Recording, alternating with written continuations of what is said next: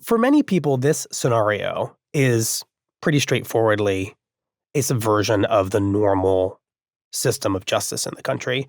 Putting that aside for a moment, if you wish to, just as importantly, it would seem to make the mayor of New York City something of a, and I'm going to use this word and you all can correct me if you think it's too strong, a pawn of the president. Because it would seem from what Maggie said that their plan is to drop the case but say they could bring it back.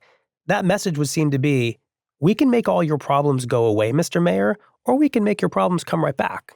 You're right, Michael. There is a sword of Damocles that is hanging over Eric Adams with every decision that he has to make. Every decision about whether to let an ICE raid proceed in his city. Every decision about whether or not he is going to oppose the President of the United States on a policy that might affect New York City residents. And with each one of those, he's going to have to say, is it worth it to stand up to this man if he can bring the Justice Department back on me on these cases at any given moment? That would end my career. That would end my career. It not only end his career, but if you look at some of these charges, you know, there's the possibility of jail time out here. So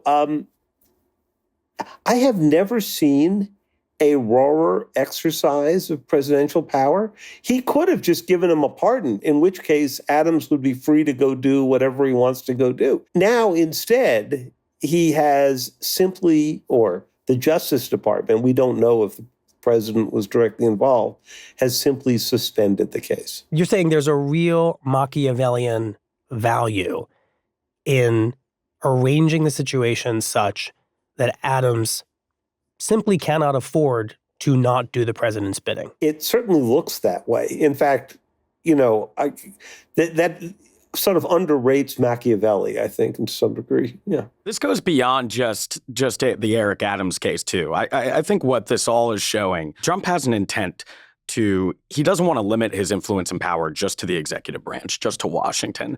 It is extraordinary to see a president say, my power will not be limited by the checks and balance of the federal government. I will involve myself in cities, in the private sector, and the global stage. I will put that Trump stamp on really all matters of society in the country. And not only now. will I do that, but I am going to do it all out in the open. We are doing this, and this is how I'm going to go about it.